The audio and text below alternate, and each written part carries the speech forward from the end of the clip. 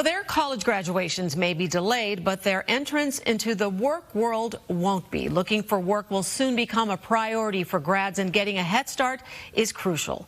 Career coach Fran Berrick of Spearmint Coaching joins us today with important tips for that first job. Thanks for joining us this morning, Fran. Thanks for having me. Well, this has got to be the absolute worst time, or one of the absolute worst, to be looking for your first job. So what are new graduates going to be facing? Right. Well, first, the good news. There are lots of jobs out there, and the class of 2020 has the prerequisites. They're digital natives, virtually savvy, tech savvy for the roles that are available. They just may not be the jobs that they actually dreamed about when they were first picturing themselves and their launch out of school. Right. Well, that is good news then. Okay. And so you have 3 specific tips that you want these job seekers to try to follow. So let's start with your first one, and that is narrow it down and set a goal. Explain. Yeah, I mean, I'm loosely titling this as being flexible and focused. First, they have to remove their ego. If they can't get their dream job right now, and economically they have to make a living, look for an entry-level survival role that makes sense for you. If you're in a position to wait out the next few months, you can do something that matters, whether it's volunteering locally or doing some online coursework to acquire some of the hard skills that add value to your resume towards a longer-term goal. Think about essential services. Think about where the opportunities are now: logistics, biotech, consumer products, medical supplies, IT, startups. Focus on who in the new landscape needs your services. Okay, that's a great idea. And you also say to craft your narrative. What do you mean by that? Well, I encourage my clients to create what I call their superpower. Okay, whatever the goal is, your narrative needs to communicate what you deliver to an employer, what you bring to the table. I would emphasize, while it's always great in any job market to emphasize that to demonstrate you're an agile learner, that you have humility, that you're committed and have drive, now is the time to have complete clarity on what you bring to the table.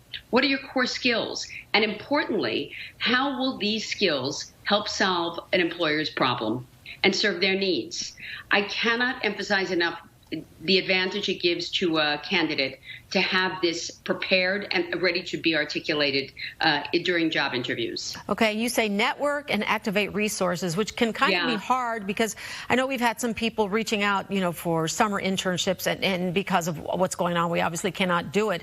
So in times like these, you're being shut down probably much quicker than you would be when you're trying to network. So how do you deal with that? Right. Networking as a whole can be very, people find it very degrading. They find it very discouraging. And I get that. But there are friendly networks out there.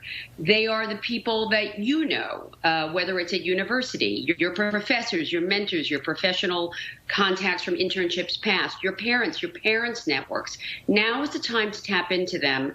And most people, I find, are very happy to offer 5 minutes of their time to connect with someone, especially now in this time when everybody's working remotely, to discuss or investigate an industry. I would just prepare a couple of key questions that show that you've done your homework and demonstrate why you're interested. If you don't know anybody immediately at hand, now is a great time to join professional organizations. There are lots of them virtually that come on to mind. I mean, locally, your Chamber of Commerce is a great place to start. They do virtual networking.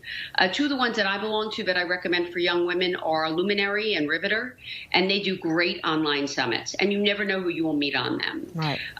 Finally, your alumni network. I cannot tell you how many success stories I hear from people tapping in and reaching out and tapping into their alumni networks. Those people are what I would consider a warm contact. They'll be happy to talk to you 9 times out of 10. Okay, and we have Brittany standing by. Excuse me, I didn't mean to interrupt. We have Brittany standing by with a viewer question for you that we want to get in. Great.